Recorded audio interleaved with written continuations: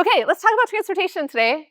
This is the BART Pride shirt, which just makes me so happy. It just looks like such a happy public transit train.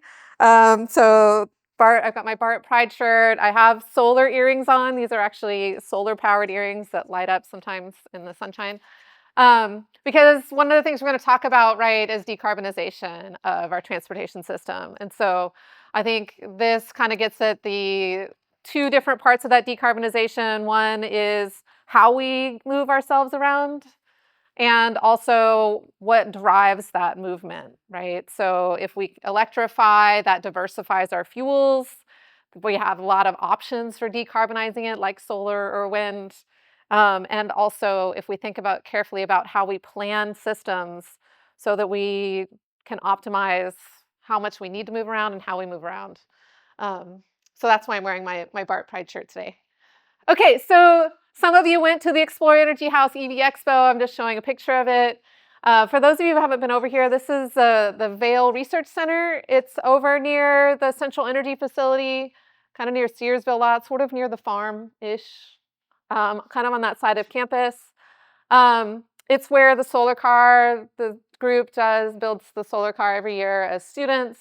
It's where a lot of research that's been going on there has been about automation, about self-driving, AI-driven systems, things like that. But of course, Explore Energy House had a little EV expo where we could go see the electric vehicles, which we've talked about already in this class. But my favorite, honestly, was the little land and real estate management trucks and everything that are for campus that are all getting electrified. So pretty cool on Stanford's side.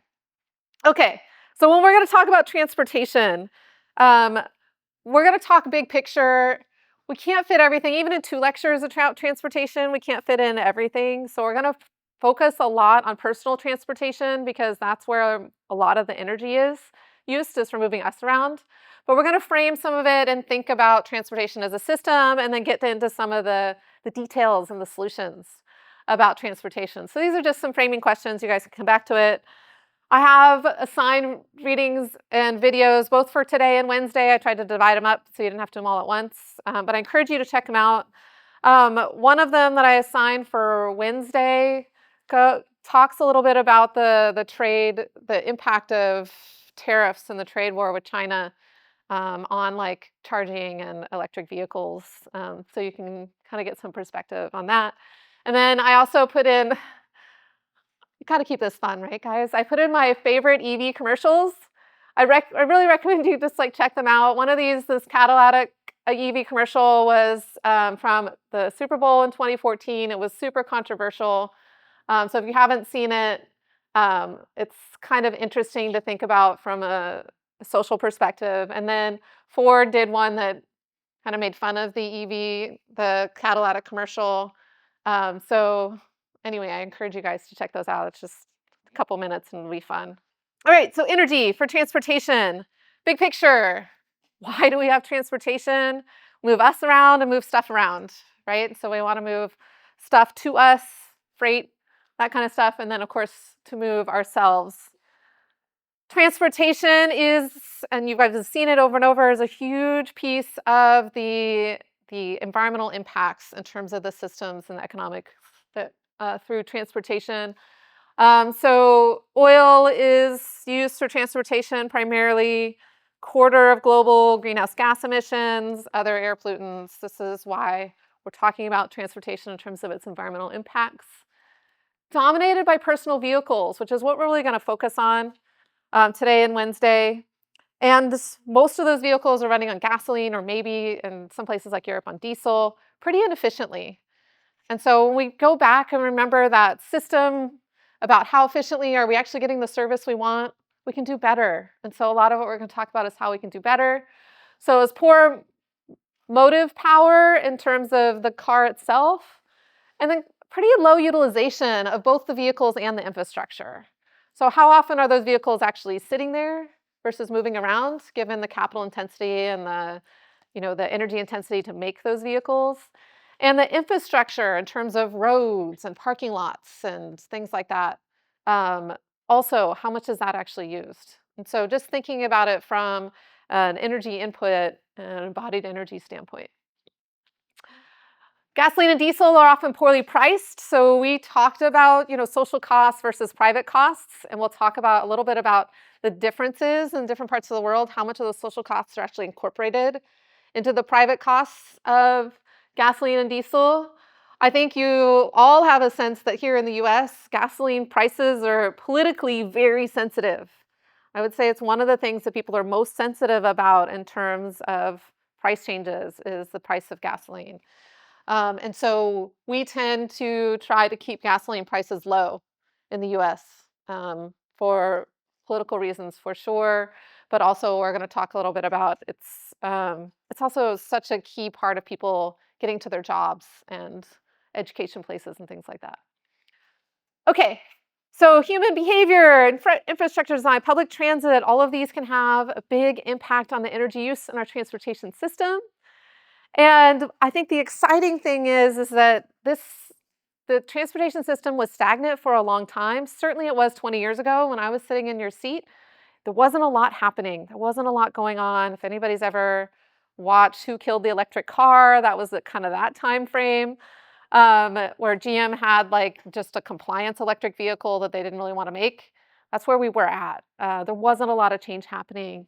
And things are changing a lot now. And there's a lot of drivers for that change. And so it's a really exciting time in the transportation system. So obviously electrification, which we're going to talk about, first mile and last mile innovations. What does that mean? First mile and last mile is just how can we most effectively use our public transit? Often public transit won't get you all the way to where you're going. But if you have options to get you that last mile, then public transit systems become much more effective as a means for getting around. And so I would consider first and last mile innovations, everything from the way my husband likes getting to work on his one wheel to like Uber and Lyft, right? Those are all things that can help support us getting that first last mile to our public transit systems. Shared mobility, so Uber and Lyft. When I really got into transportation research, I was all about Zipcar and those kind of like you don't have to own the car, you can just easily rent cars or borrow cars, Turo, other things. That's a huge innovation that is changing things up. And of course, automation, which is coming, right? We have Tesla with like a automated taxi without a steering wheel, right? So that's something we've been talked about for a long time. More and more automation is becoming definitely a real player in our transportation systems. So it's exciting. There's a lot going on. And then, of course, the importance of transportation. It's long been known that access to affordable transportation is really important for equity and justice. Certainly, we see that even here in the Bay Area. Housing prices are really expensive on the peninsula. People that work here often have to live far away, and access to affordable transportation to get them to jobs and employment, education is really important piece of this. So we're going to talk a little bit about access to affordable transportation too. Hey, so lots to come through. So I'm going to start with a couple of history slides. These are very US focused history slides. There's a lot of information on them, so don't get overwhelmed, but I'm going to point out some of the key things I just want to talk about and thinking about why our transportation looks like it does today in the United States. Okay, so like I said, this is a brief history of US transport. You guys can read through this if you're really interested in a lot of these points. I want to point out some of the big innovations. Early 1900s is when Henry Ford started mass producing the Model T. Of course, the innovation there wasn't that it was the car itself, it was how we manufactured it, right? It was the repeatability of that manufacturing that drove down the costs of the car that made it able to be mass produced and also affordable to a lot more people.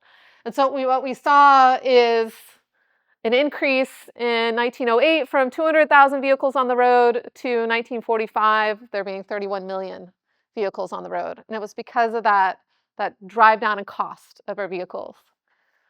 This is a big one too. In the 50s was a big policy called the Interstate Highway Act, probably the largest public works project in human history.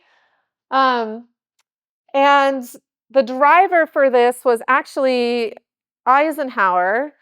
So when Eisenhower was in the military, they went on a military. The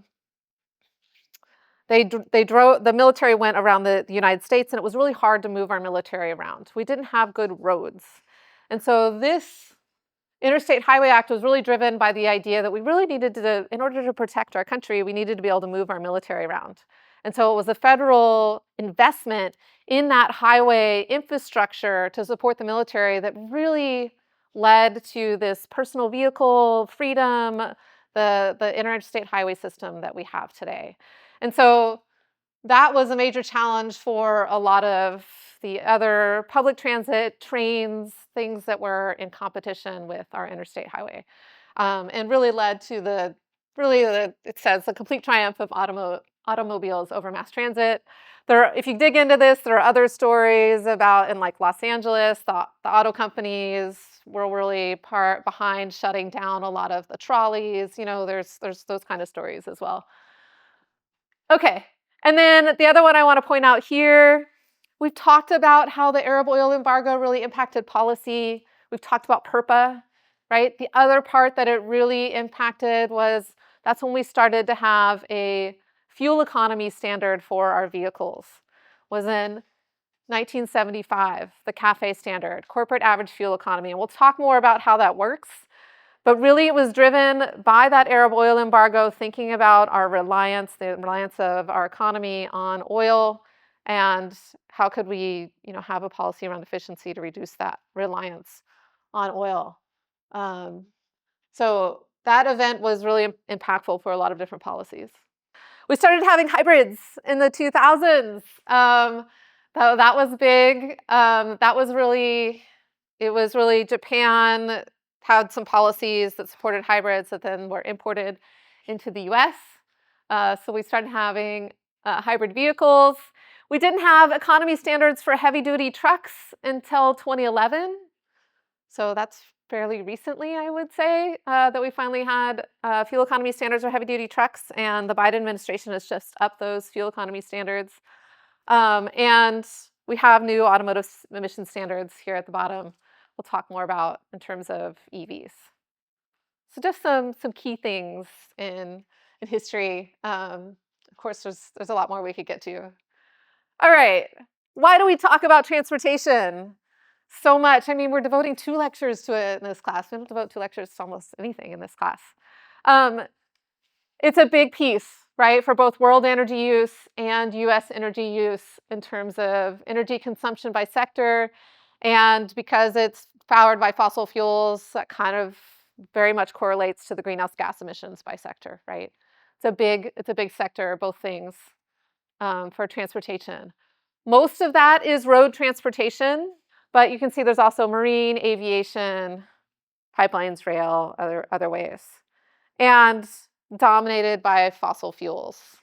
So this is just showing 2011 to 2021, the increase in energy demand for transportation, and the piece of it that is renewable, either biofuels, which we've talked about if that's renewable, and then the little piece that's renewable electricity. So this has a long way to go. Unlike what we see in our electricity systems, where we have a lot of options, we've seen a lot of growth in wind and solar, now we're starting to deal with the integration challenges. This has a long way to go for decarbonization. That's kind of the big picture. Okay, and just to drive that point home a little bit more, this is our US energy consumption in the transportation sector, and you can see very much dominated by oil. That natural gas wedge, that little orange wedge, that's for moving natural gas around. It's not like CNG buses or anything like that. It's really for moving natural gas around. They usually draw off a little natural gas for the compressors to run the compressors to move natural gas. Biomass, that's our biofuels, primarily ethanol here in the United States, but a little bit of biodiesel and renewable diesel. And you can't even see the electricity line. The one I'm most excited about is like non-visible on our chart. So come back in 10 years and hopefully that'll be bigger. You guys have seen this before, but just to remind you, oil is pretty much going to transportation. And that wedge that's going to industrial is often part of making our transportation fuels. About half of it is going to make our transportation fuels. And it's very inefficient. So you look at that transportation sector, that dark gray is the service we're getting out. The light gray is the rejected energy, right? We're using heat engines in our cars. Can only do that most efficiently. And that's to move the car, not really to move the stuff or us. So if you want to think about what are we really trying to do, it's even less efficient than shown on this chart. And then, of course, looking at the different ways we move transportation, you can see that tiny little yellow 1 pixel line is what I'm really excited about. It's that little electricity piece that's not showing up on this chart yet either. So in the US, we're primarily driven by gasoline in terms of our fuels. That's not surprising. So we've talked about it being personal vehicles is a big one. Gasoline is how we drive most of our personal vehicles. This distillates category is really, think of that as diesel and then jet fuel. Those are kind of the three big categories. We'll talk more about in a bit why it's a little bit different in Europe. Why is it a little bit more dominated by diesel and why the US is more dominated by gasoline. So be thinking about that. And then just to show you the breakdown. So light duty vehicles, that's what we call our personal vehicles, our cars and our trucks. Are those light duty vehicles, that big yellow wedge. That's why we're going to focus mostly on that. And then medium heavy trucks is kind of the next big category in terms of transportation here in the US. So let's talk a little bit about freight. I don't want to completely forget about it. I only have a couple slides on freight, and then we're really going to talk about personal mobility mostly. All right, so if we talked about the efficiency of freight, probably no surprising to anyone here that the energy intensity I'm showing you there over on the right, the most energy intense way to move things around is by airplane in terms of freight. Next, it goes down to trucks, railroads. That can really depend on how packed they are. And then waterways and pipelines are going to be your most efficient way to move things around. I like to kind of put a plug in here. What that really means is if you're ordering something and you can tell it to take a little bit longer, you're probably going to use a more efficient way of getting you a good there. So I'm sure some people here use Amazon, right? You have choices, but get it next day, 2-day, on a delivery day or something like that. Delivery day, they can optimize and they don't have to try to get it to you as high energy intense. And interestingly now on my Amazon, it actually says the least carbon option. They're actually trying to use that as the driver for you to pick the slower way to get your goods to you. All right, so road tends to be a lot of what we move around domestically. Obviously, there's only so much waterways, and it's a really flexible form, right, of moving our goods around with road. So freight is about 30% of our transportation use. It also matters not only by like type, but by tonnage. So what this study is showing you, this is a study out of Stanford actually, is showing you the energy intensity per average load. And so what you should get a sense of is like the bigger it is, the more energy efficient it is per thing on that mode, right? So if you have a bigger ship, it's going to be more energy efficient per ton than a smaller ship. Okay, does that make sense? And so you see that kind of in all sorts of different transportation types. So I will say that my favorite form of transportation is walking, for sure. If I had time, I would walk everywhere. I don't often have time. My next favorite transportation form is Caltrain. And I'm so excited it's electrified. It's so cool. And you can see where you're going and they have a little screen and you actually know what stop you're at. I mean, it's like into like the 20th century or something. And then I have an electric car. And so that one is my most flexible form when I'm having to take this kid to soccer practice and that kid to dance class and this, pick up this grocery or something like that, right? So those are just my modes of transportation. I find that public transportation, especially the train, I've made some of my best friends on the train because when you commute, you see the same people every day. And I used to commute with my kids when they had on-campus daycare, and they introduced themselves to everyone. And so I met a lot of people through my kids and had to also say a lot of things that you never think you have to say as a parent, like, please don't lick the window.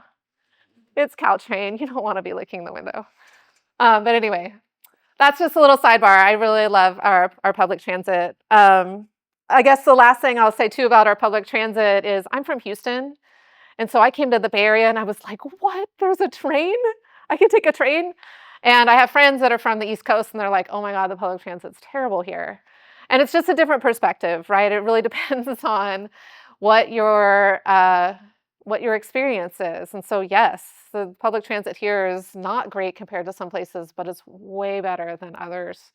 And so just another thing to think about in terms of where are we in some of these systems. Okay, back to my slides. So personal transit, just like with our freight, efficiency depends on mode and it depends on ridership a lot, right? So if anybody's ever had to go to Sacramento, I've taken the train to Sacramento. You can take Amtrak and it is lovely and it goes along the water and you can sit there and it has Wi-Fi and there's nobody on it with you.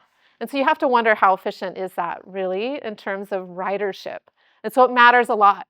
So what I'm showing you here, this is actual data for the energy intensity of these different modes based on ridership. Okay, so these are global numbers. And so you can imagine that the energy intensity, that average and the range, it really depends on how many people are using it. So other places in the world, rail is a lot more efficient. Buses are a lot more efficient than we might see in some of the routes here in the US. And then of course, you get less efficient with personal vehicles and aviation. Aviation just comes in there better than the large cars because of ridership, right? So if you're driving that large car by yourself, that can be less efficient than an airplane full of people on a per person basis. And finally, this is the final just like context setting for our transportation system. In terms of our world fleet, it is just continuing to grow and grow and grow. And I mean, exponentially. You can see how fast our world vehicle fleet is growing.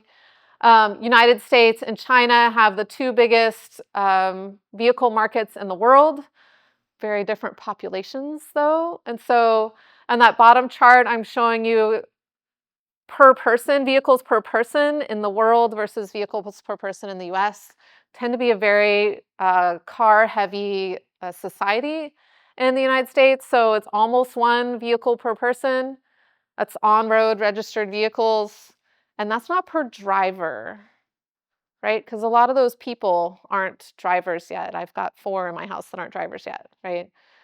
So we do tend to have a lot more registered vehicles than drivers in the United States.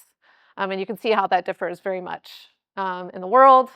Our fleet isn't growing a lot. You can see in that little blue part, really a lot of the growth is happening in China. If we just talked regionally about public transit, which I love talking about public transit, so we can take a pause and talk about it for a minute for the region. So Caltrain has, I mean, arguably there's the South City but it's all on the southeast side of the city, and lots of people live in the Sunset or Marina or things that are on the other side of the city, and it takes forever to take a bus all the way to Caltrain, right? Even BART doesn't really reach over to the west side of the city, and so BART comes through the city but doesn't connect well to Caltrain. And so part of the challenges we've had here in the Bay Area as a regional public transit is the interconnections. Caltrain and BART notoriously never work together. And I can't imagine, I mean, there's so many times I've been on Caltrain trying to connect with BART, or BART connecting to Caltrain because Caltrain comes every hour on the weekends, and you just miss the train. And now you're waiting an hour because BART and Caltrain can't get it together and try to coordinate those things. Or you're rushing. I remember being very pregnant trying to push people aside to get to the train. So those are challenges. And I would say the other challenge that comes into the Bay Area is we have some regional planning, but counties do their own public transit. And so it's county by county. And so I live in San Mateo County. We're in Santa Clara County right now. Getting between San Mateo County and Santa Clara County can be very hard on a bus. You have to go from Samstrans to VTA or Samstrans to the, it's like the connections are very difficult. And so a lot of it's not technological. These implementation problems are planning, regional, politics, working together. Those kind of things are some of the biggest challenges. And so we see that in jurisdictions all over the place. Is it a priority? Are they going to invest in it? Can you convince people that investing in public transit is actually good for people that even don't use it? It's not meant to be it's not meant, why do our public transit have to make money, but our roads don't, right? And so it's like changing that mindset about public transit gets people off the roads and lets people on the roads have less traffic and like getting that buy-in. It's been a challenge, I would say. I will say, Europe does this a lot better, tends to be more, urban areas. But I mean, if you've ever been to places like Switzerland, I mean, you can just take the train to the mountains and go hiking and then take the train home, and it's amazing. I got the opportunity to go to Japan, which I think is some of the best public transit I've ever seen in terms of getting around places like Tokyo, which would be physically infeasible without public transit. With that many people and that urban density, you could not get around if you didn't have the train systems and public transit. So we can do it as humans. We know how to do it. It's just, it takes the right motivation and priorities and funding, I would say. The way I'm going to talk about transportation, and don't worry, we're not going to get through all this today. We're going to talk about this stuff Wednesday too. In a way to talk about transportation, I'm going to talk about the externalities and what are their solutions to it. And that's kind of the approach that we're going to walk through our transportation system. National security and trade balance I put on here because it is oil. And we've talked a lot about that. We're not going to talk more about that today. You guys brought up safety. So this is the latest data I have in terms of deaths in the US and globally from motor vehicle accidents. So safety is certainly an externality. Air pollution, and I will say air pollution that's close to people oftentimes, which is the real challenge, right? It's not just the air pollution, it's how much population is exposed to air pollution that impacts the human health aspects. So transportation can be a big one for that. And greenhouse gas emissions. You guys talked about land use. I would also say water pollution. A lot of things get into our waterways, whether it's bits of tires and things like that, to leaking oil. Some of the things that we add to our fuels. End of life, which you brought up in terms of scrappage. We do recycle most of the vehicle, but a lot of the other pieces like the plastics and the tires are not recycled. Resource use, just generally, so land as well as all of the things that go into making our vehicles. Congestion in terms of stress, lost productivity, things like that. And then, of course, equity and justice in terms of the impact on certain communities from our transportation systems. So a lot of externalities here. We're going to break down a few of them.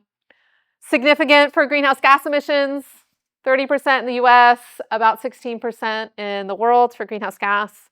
So here I'm showing you the kind of the breakdown by greenhouse gas emissions by source. So our light duty stuff is over half of the puzzle. And I wanted to make this point that, it's a major contributor to smog and air pollution. But one of the things that you create when you have your VOCs and your NOx coming out of your vehicle is you create ozone.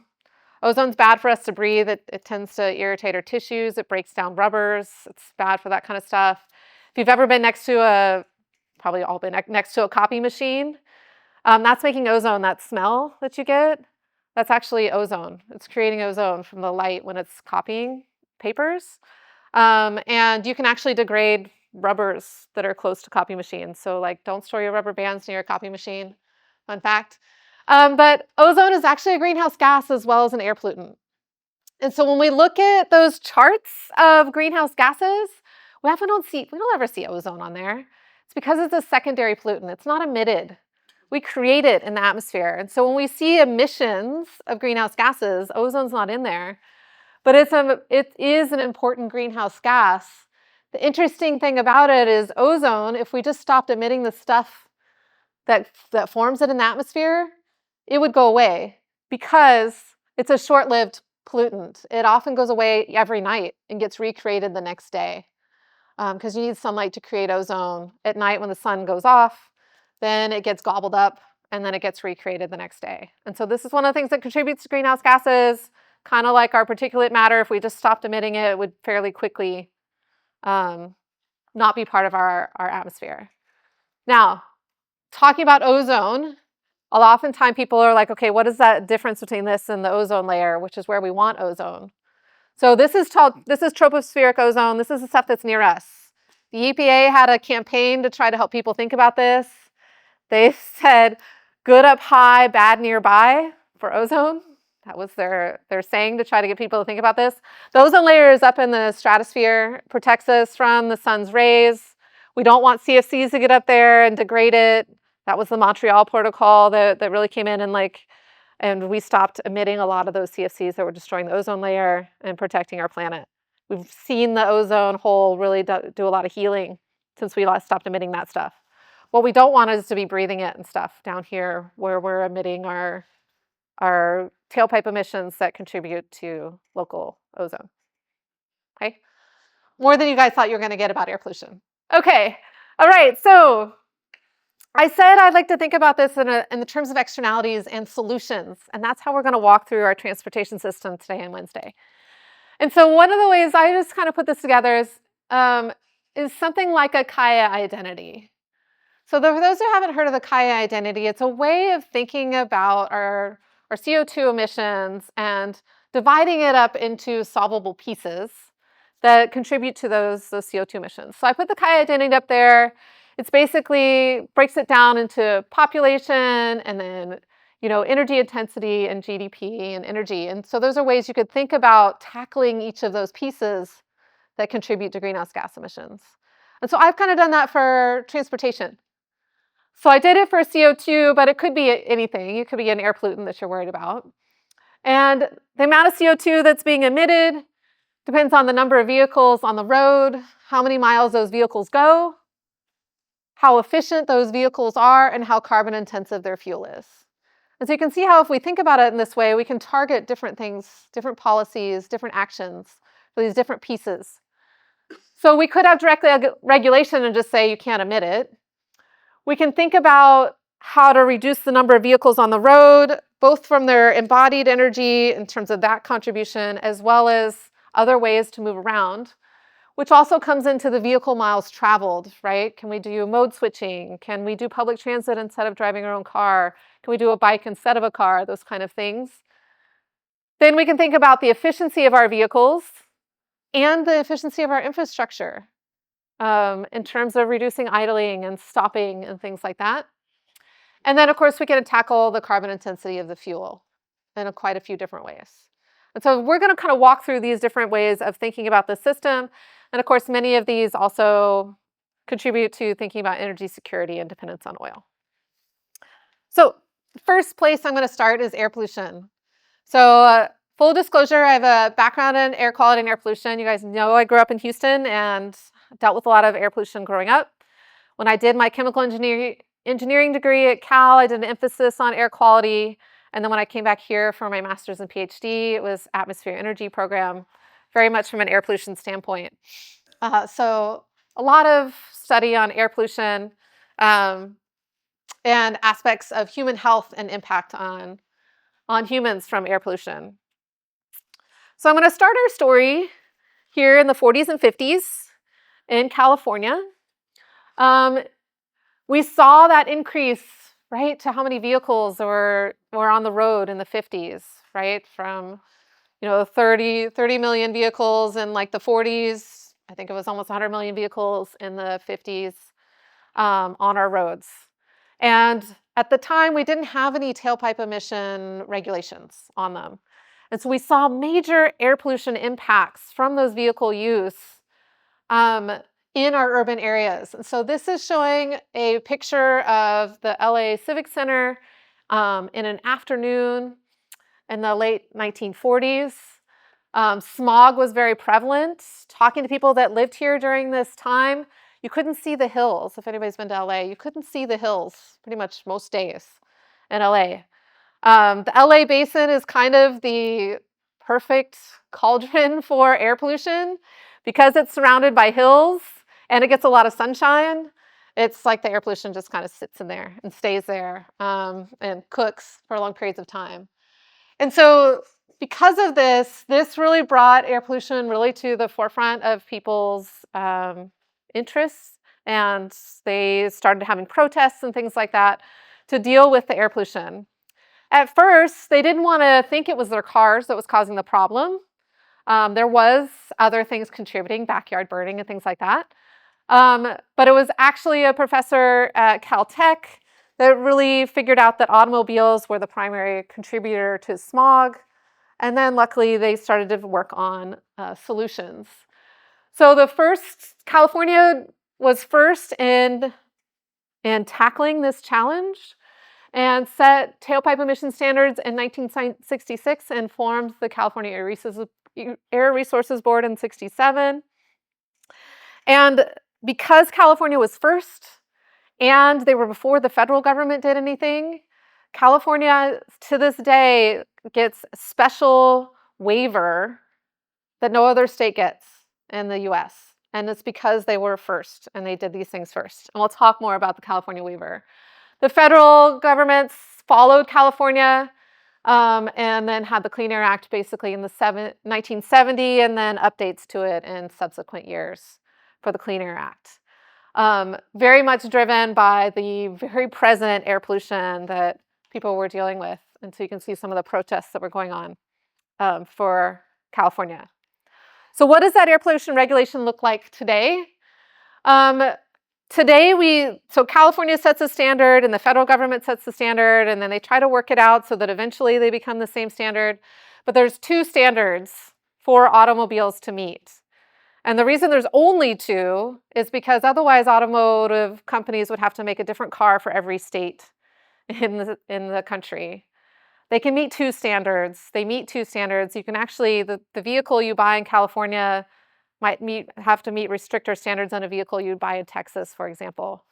Even though it's the same F-150, it's going to have different air pollution systems on that same vehicle.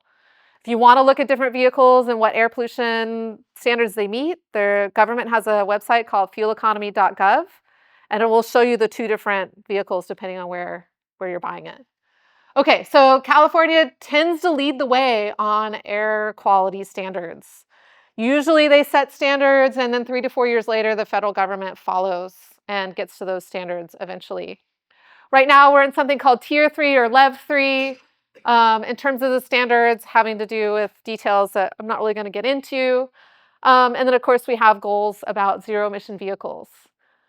What other states can do is they can be like, we can either follow the federal standard or we can follow the California standard. And so we do have what we call these California Plus states, and some of them have already committed to adopting California standards in the future. So this is kind of a growing list of states that are deciding to follow the more aggressive California standards versus the federal standard. So California does have to get a waiver, and that's pretty much been granted every time in terms of being able to set its own standards that are more strict than the federal government. No other state is able to set more strict standards than the federal government. So the good news is that air pollutants have been on the decline with these standards. Key technology was the catalytic converter. So first we had the two-way catalytic converter, and then we introduced a three-way catalytic converter, using catalysts to reduce the emissions of VOCs and NOx coming out of our tailpipes. So as with most successful policy, you have a solution and you have a regulation, and then you see dramatic reductions in the air pollutants from transportation. Of course, I guess now the challenge is that people stealing the catalytic converters for its precious metals, which we've seen a rash of on Priuses in particular, because of where it's located, it's easy to take it off. So other challenges. All right, and then if we want to think about the air pollution in terms of equity and justice, a lot of times air pollution disproportionately impacts our lower income communities that tend to be along our highways.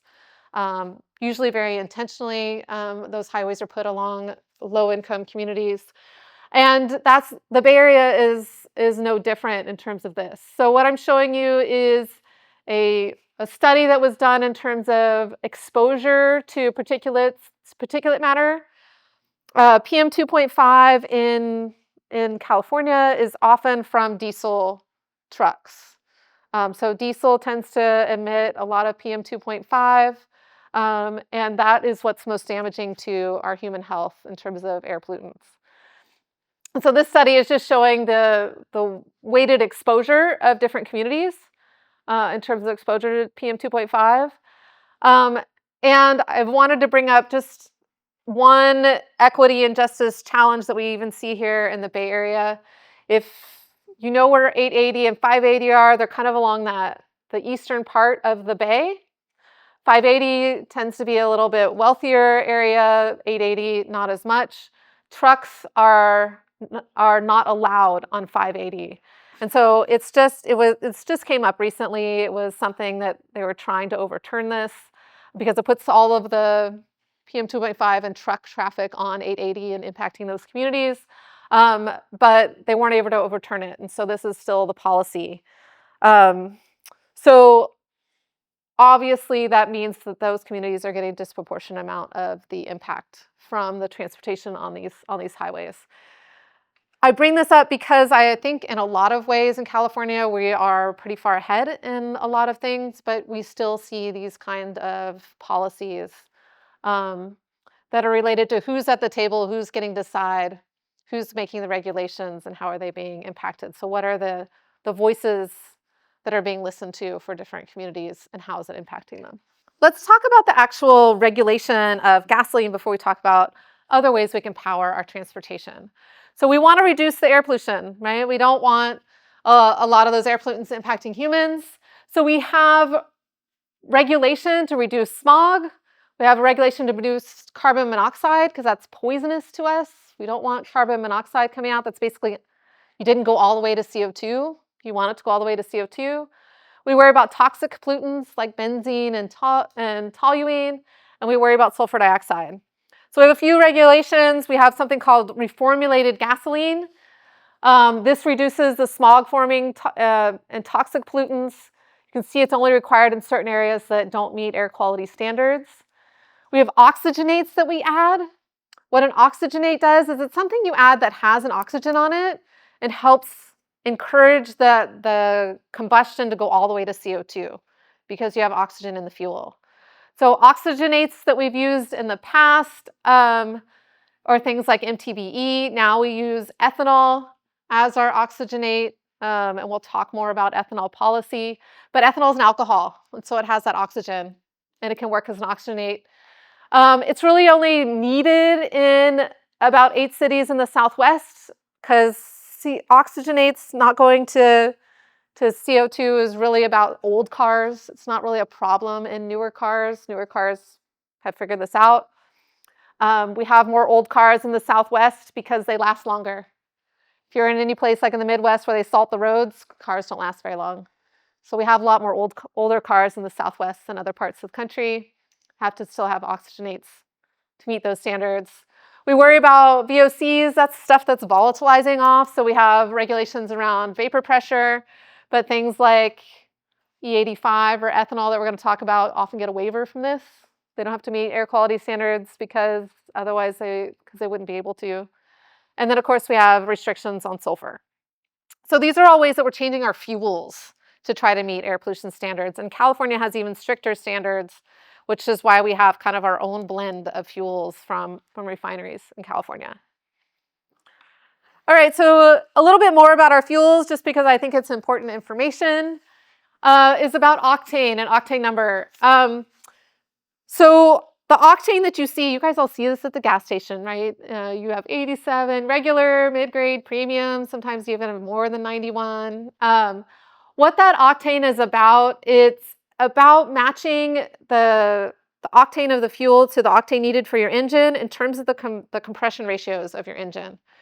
So higher compression ratios tend to be on more performance cars, tend to need a higher octane because of the compression ratio.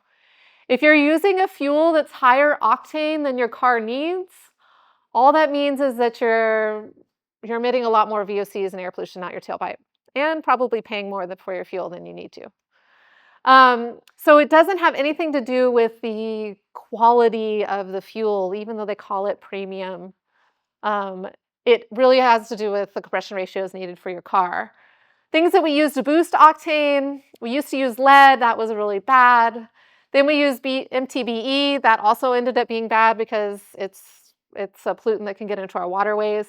Today we use ethanol for both octane and an oxygenate booster, as well as meeting our renewable fuel standards, things like that. So you guys know I love fun facts. This was a study done in 2015 that 16 million Americans bought premium, even though their car didn't need it, wasting about $2.1 billion. So fun fact, and I guess public service announcement, don't buy a higher octane than your car needs. It's not a better fuel. And just another thing for you guys to know, the gas that you're buying at the Valero station or the Exxon station doesn't necessarily come from Valero or Exxon. It's just going to come from your local refinery. And then they put in their own little blend of things. And just to think about how many gas stations there are in the US, when we're talking about energy transition, right? This is important to think about. We have about 150,000 gas stations in the US. It's actually similar to the number of public EV charging ports. But again, a gas station has lots of ports. So you have to multiply that times like 12 or something, right? Depending on how many ports your gas station has. So think about EVs versus gas stations. All right, some legacy challenges. So I said we used to use lead as our octane booster in for our fuel system. Lead is very bad for people. It impacts our brain, our nervous system, cardiovascular system, etc. It's very toxic. It is now pretty much banned around the world, although I've talked to some that are even in places like Ghana that say that there's still leaded gasoline, even though it's not listed on this chart. So lead is obviously still a challenge, and the other challenge with lead is that even though we've stopped using it as a fuel, we still have areas that have been contaminated by that lead pollution. One place that we still use lead in the United States is for small aviation. And so when I'm talking about small aviation, I'm talking about the little Palo Alto airport and the little San Carlos airport. Small aviation, avgas, is still a leaded fuel. We do now have options that aren't leaded, but majority of it's still leaded. It took a long time for the EPA to actually evaluate the public health threat. It kept getting delayed and delayed and delayed. They finally finished this report in 2019, showing the impact from these small airports on local communities, because they're often right near local communities. You can see a couple of them locally are on there. The Palo Alto airport is right on there, and the San Carlos airport, where it's actually pretty high in terms of lead impacts to the community. Hasn't been follow-on regulation to this report broadly yet. But what we're seeing is local impacts and local leaders taking action. So this is like the East San Jose airport has switched fully to unleaded fuels for their small aviation and their avgas. Finally, the final thing on the air pollution side of things. One of the solutions to air pollution, obviously, especially when you're thinking about how it impacts humans, is electrification. And so this is just one study that was done in Houston that showed that you could really have a big impact by only electrifying a small portion of the fleet. And so, for example, especially for those medium and heavy duty vehicles, electrifying part of them dramatically reduces your air pollution impacts. And so that's just another solution that we have for dealing with air pollution. All right, full disclosure on the biofuels side of things. My PhD work was looking at ethanol. I did air pollution modeling, and I looked at what would happen if we switched our vehicles over to using E85, which is 85% ethanol, and how that would impact air pollution on the back end. So that was my PhD work. So I have a little bit of background in thinking about fuel policies and biofuels. And then for my postdoc, I looked more at sustainable transportation options broadly. So we've talked a little bit about biomass already. but not particularly about the biofuels themselves. So we've talked about this food versus fuel kind of tension around biofuels. It's one of the challenges when we're thinking about biofuels. In particular, in the US, we really use corn for our ethanol, and we'll talk more about those impacts. So you'll remember from me being a giant foot that we're talking a lot about the carbon footprint of our biofuels. So the idea of the biofuel to be carbon neutral is just kind of what this diagram is showing you, that you burn the fuel, it releases CO2, that CO2 would be reabsorbed by the crops, and then you're fermenting the crops, the sugars from the crops back into the fuel, and this would be carbon neutral. What it's missing is all of the energy inputs and other things that come into this to play. And I would say one of the big ones that often is thought of as an indirect impact is the land use side of things, and how that's impacting the CO2 and the carbon footprint of our biofuels. The biofuels that we use today are mainly ethanol and biodiesel. So ethanol as a gasoline, I can't say really replacement, but as a gasoline additive, and then biodiesel as a diesel additive. Those are the two biggest ones today. Renewable diesel, though, the third one up there, is very much a growing sector. And we'll talk about the difference between biodiesel and renewable diesel in a minute. But those are the big ones. And then sustainable aviation fuels also are kind of coming into play, but what those will be is still, I would say, that's very much in development. There's a lot of interest in that area. Okay, so when I'm saying it's mostly ethanol and biodiesel, this is just showing you biofuels globally. It's mostly that ethanol, the yellow piece, and then biodiesel is the orange, and then you can see renewable diesel, the green one, is growing. It's only about 3.5% of our transportation energy, so it's a pretty small portion. Remember we saw it's all oil. This is a very small portion that we're talking about, but it's 90% of what we would consider renewable energy in our transportation system if these are done renewably, right? So we're not very far along in terms of electrification of our transportation systems. And most of the biofuels are produced and used in the US, Brazil, and Europe. Those are the three biggest markets for biofuels for our transportation system. So looking at the US, here's ethanol as our biggest biofuel, and then biodiesel is the green one, and then you can see a lot of growth in renewable diesel, and we'll talk about the policies that really drive that growth, that drove this growth in ethanol, and it's driving that growth in renewable diesel. And here in California, partly driven by a lot of those policies, we're seeing conversion of our refineries from being petroleum-based refineries to being renewable diesel refineries. And so there are two that have made that have basically asked for the permits to be able to make that change. The Marathon Petroleum refinery in Martinez has already made that conversion. So now they make renewable fuels rather than petroleum-based fuels. It doesn't take a lot to change the refinery over to those biomass resources to make renewable diesel instead. So I think they're just looking at the market changes in California. Okay, in the world, so it's only 3.5% of our transportation demand in the world. This is showing the share of transportation demand within different countries. So definitely Brazil, the leader there. And then you see US, Indonesia also have a fair amount of their transportation demand from biofuels.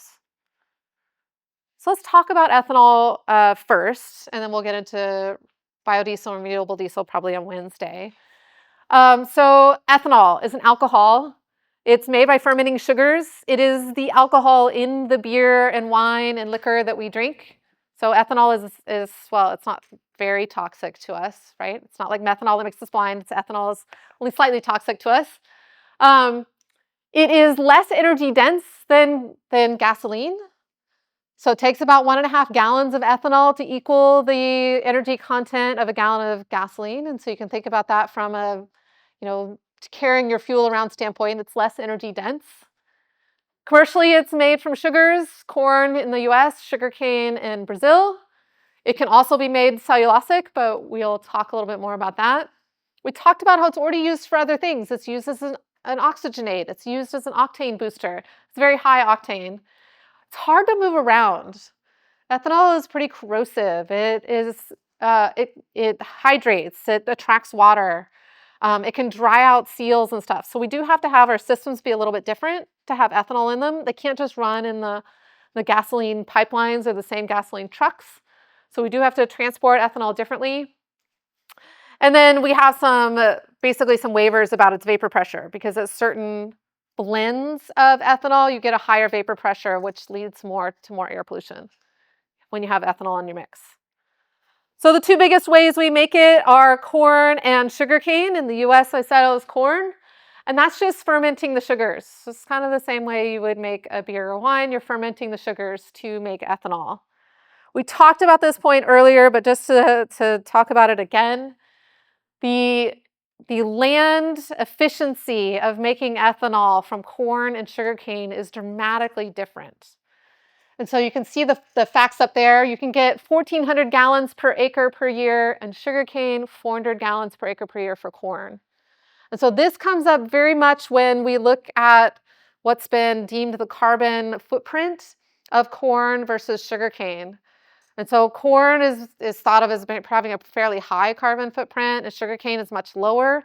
It puts them in different categories in our policies, and where sugarcane is considered more of an advanced biofuel than corn. The challenge that's not directly in this kind of data is the land use change that you also have to think about.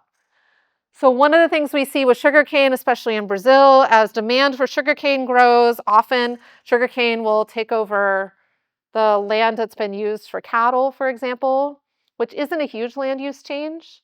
But then often the cattle will take over land that was rainforest. And that is a huge land use change. And so it depends on how you think about that land use change and thinking about that carbon footprint. So that's just one example. In the US, when we saw that growth in corn demand for meet our ethanol policies, we took over a lot of conservation land, actually, to grow new corn. And so again, you have that land use change from what was forested conservation land, often to help deal with flooding, became corn production. And so that land use change is part of the carbon footprint, or it should be part of the carbon footprint when you're thinking about these fuels. All right, so that's how we make it. The holy grail, I would say, of ethanol production would be cellulosic. What does cellulosic mean? It means using the rest of the plant, right? We talked about this, the leaves and the things that are hard to break down. If we could use paper or anything like that to make ethanol, that would be better, because you could use things that weren't food crops. You could use switchgrass, was talked about a lot. It's something that could grow on hillsides and in marginal lands, and you can make ethanol from cellulosic sources. The challenge is that it's hard to break those down into an alcohol. And so we figured out ways to do that technologically. We even have had some, pilot scale facilities. Most of those have been shut down. It's just really challenging to do at scale and economically. And so we don't really have cellulosic development of ethanol today, other than at the research stage. Biggest producers of ethanol are the United States and Brazil, very much driven by policy. And you can see that US ethanol production growth in accordance to policy that was put in place. We'll talk about in a minute. For Brazil, ethanol was really their response to the Arab oil embargo. So it was an important event for policy in different countries all over the world, where it was like, oh my God, we're so dependent on oil, it's really impactful for our economy. And so Brazil really went to a policy that encouraged ethanol. Now their dominant type of vehicle is what's called a flex fuel vehicle that can run either on gasoline or ethanol. And so it gives them this flexibility. It can run up to, some of them can even run up to E100, but it gives them this flexibility of running on gasoline or ethanol in their vehicles, depending on fuel prices and what's available at the pump. So very much dominated by a lot more ethanol use in Brazil.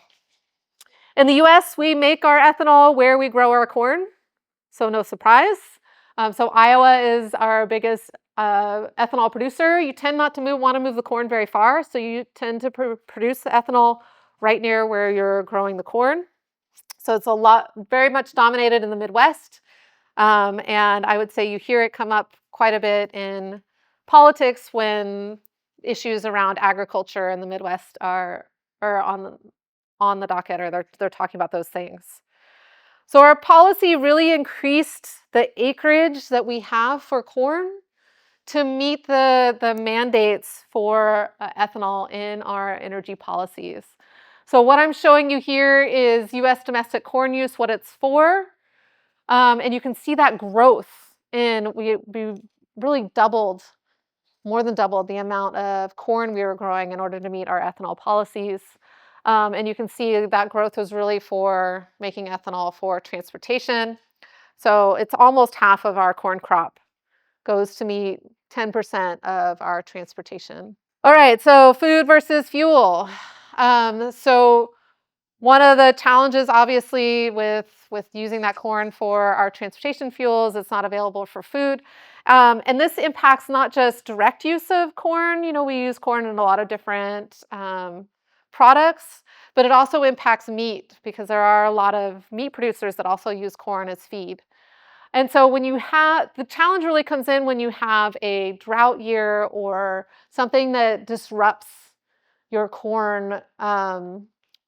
We saw that quite a few years ago, and you can see some of the prices for corn. If we have a big spike, it can really impact not just domestic prices for food, but also other international places because we are a large exporter of corn. And so we really see these impacts of this corn versus fuel tension when we have those restrictions on the production. So I mentioned cellulosic as being the holy grail. This just kind of gives some of the reasons why cellulosic would be great if we could figure it out. Lower water use, not competing with food, able to do it on marginal land, able to use waste products, for example. But again, we just haven't figured it out technologically to do this commercially and at scale. Let's talk about two other major biofuels on the diesel side of things. You'll hear about biodiesel and renewable diesel, both biomass-based, but different fuels. So we talked about ethanol has that oxygen. Biodiesel also has an oxygen in it. It is not chemically the same as diesel, whereas renewable diesel is something we call a drop-in fuel, meaning it's chemically the same as diesel. What does that mean? Biodiesel can be blended up to about 20% into your diesel and run in a normal diesel engine. Renewable diesel, you can just replace it 100% because it's a drop-in fuel. We've tried to do drop-in fuels for gasoline. You can do it with algae, for example. We can have a drop-in fuel. We haven't been able to do that at scale.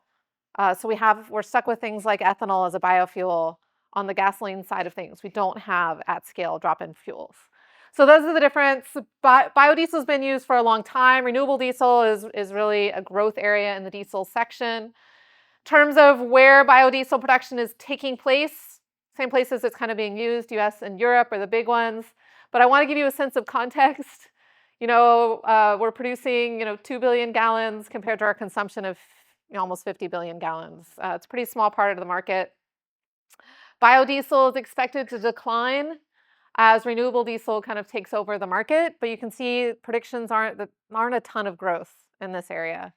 So we've seen a lot of growth recently in renewable diesel, a lot of it driven by California's policies, but there's still not predictions that it's really going to take over the market. And just to give you a sense of scale, again, this is diesel and this is the renewable diesel and biodiesel for the US. So it's a very small portion of the market.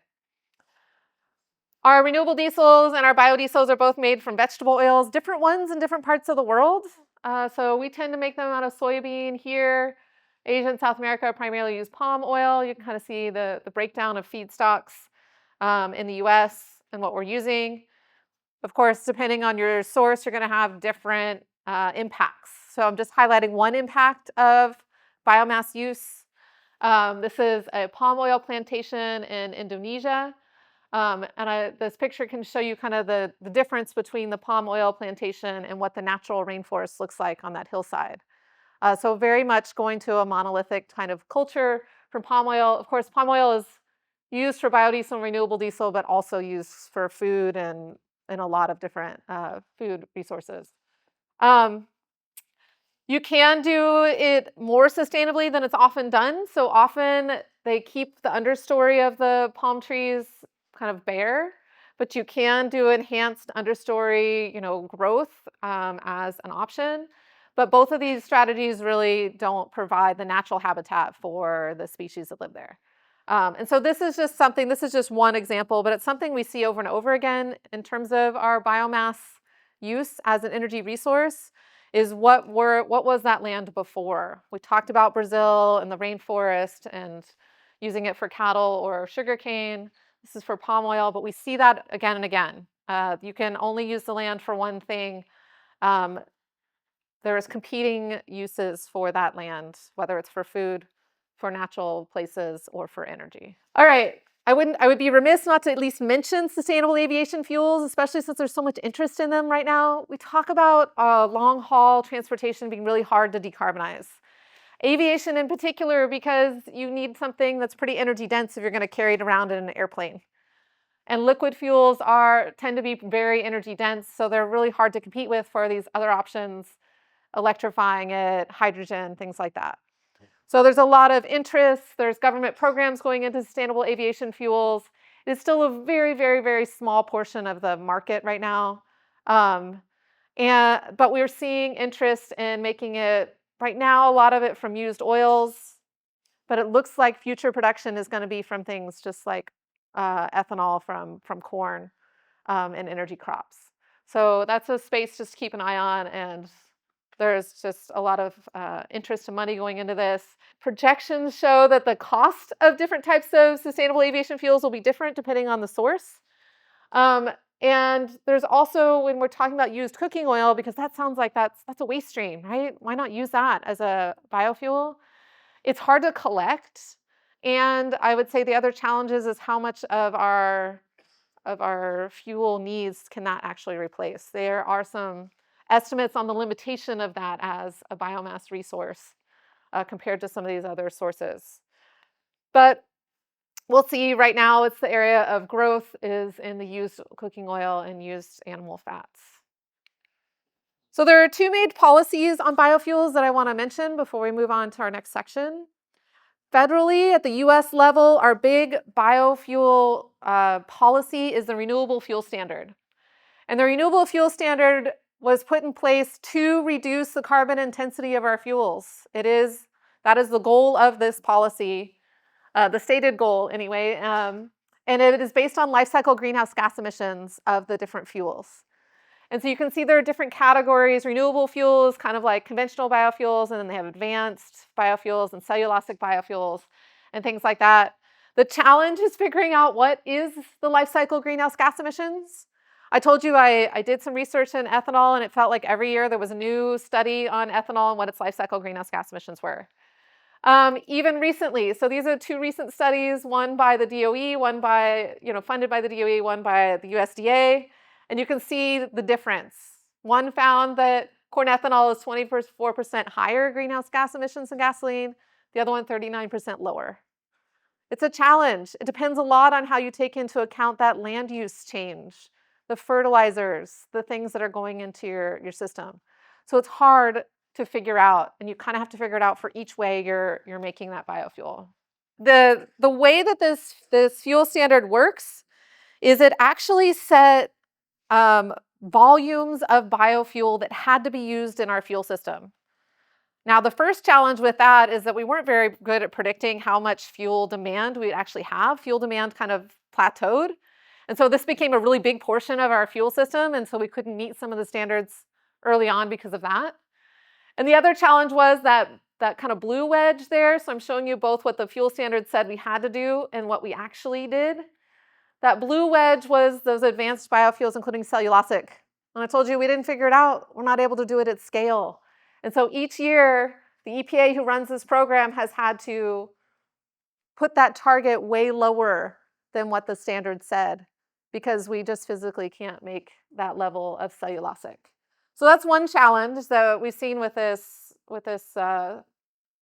policy. You can see the green is really the corn ethanol, the pink is really sugarcane ethanol, and then there's some biodiesel in the kind of the light blue wedge. The other challenge is how much can we mix into our fuel system? So in a just a regular gasoline car, we can only run on E10, 10% ethanol. That's as much as we can put in there. There have been efforts to try to move it up to 15%, but the automakers are like, nope, it's not made for that. It's going to void your warranty. Don't put E15 in your car. Ethanol dries out seals. It can cause leakage. It's just not good for just a regular gasoline vehicle. You can make a vehicle that can run on higher blends than this, right? We saw that for Brazil. But it takes investment in a little bit different in the fuel system. Estimates I've seen is it's only about $150 per car to make those upgrades. It's not a huge cost investment, but you do have to have those upgrades in order to run on higher percentage ethanol. So we see this come up regularly. This is a little bit old data, partly because we don't really look at flex fuel vehicles in the US anymore. We've kind of moved on from this policy, and the policies don't benefit the automakers as much to make flex fuel vehicles, but they used to get a benefit on their fuel economy standard. And so they made flex fuel vehicles, but most of them didn't actually run on E85. And so we've kind of moved away from this policy. And so this is where you see this with policies, you try it, and it didn't work out. People weren't actually running it on ethanol, so they've phased out the benefit for automakers to make flex fuel vehicles. They've moved on to kind of the benefit being about electric vehicles instead. So the other policy I want to mention is California's policy. We have what's called the low carbon fuel standard. It is a cap and trade system in California for lowering the carbon intensity of our fuels. And you can see this is the compliance target and where we are, and it ratchets down each year in terms of meeting this carbon standard. If you look at what meets this standard, so it's based on a baseline of gasoline or diesel, depending on what you're replacing, and then what kind of fuel are you replacing it with. And so you can see things like corn ethanol doesn't meet the standard if you take into account indirect land use change, which they do, but sugarcane ethanol would. And so that's where we were importing sugarcane ethanol. But as it ratchets down, these ones are no longer going to meet the standard, and we're going to have to move to other fuels. This is what it looks like right now in terms of what we're meeting in California, and you can go look it up. They have a very nice dashboard, so you can look these things up. You can see ethanol, a lot of growth in renewable diesel as part of the ways of meeting our low carbon fuel standard, and importing a lot of renewable diesel. So I mentioned for a while to meet this standard, we were both exporting and importing ethanol in order to get sugarcane ethanol to meet California standard, and then export corn ethanol to Brazil. We're still a net exporter, but much less. Like I said, there's a new tariff in Brazil where we're no longer exporting as much to Brazil and no longer importing as much sugarcane ethanol as well. And then biodiesel. These are kind of the mix of fuels that we're using for biodiesel or renewable diesel. A lot of them are waste streams right now. So California is really focused on those waste streams for the renewable diesel. And even our refineries are changing. We talked about our refineries changing to make renewable diesels for the California market. So this is just driving home that point that, yes, renewable diesel where it's used is in California. You can see the places domestically where we're producing it. And this is what the overall import-export looks like in terms of we're a net exporter of ethanol. We don't import as much ethanol as we used to. We do import things like biodiesel, both import and export them. So just to summarize what we've talked about in terms of biofuels, this is just kind of a summary of some of the additional concerns that we see. One of them we didn't talk about too much was often when you change to your land use change to a crop like corn, what we saw is a lot more fertilizers getting into our waterways. So that was two reasons. One was the expansion of the corn crop itself, and two, a lot of it went into conservation land that was used to be the buffer between agricultural land and rivers. So with that fertilizer loading of things like the Mississippi River, we see things like the dead zone in the Gulf of Mexico, and this has definitely been linked to our energy policy for biofuels on ethanol. We also saw things like this in the Chesapeake Bay linked to corn production. And then, of course, water intensity. We didn't talk a lot about this, but they tend to be pretty water intensive when you think about corn as a crop for biofuels. Thank you guys for your attention.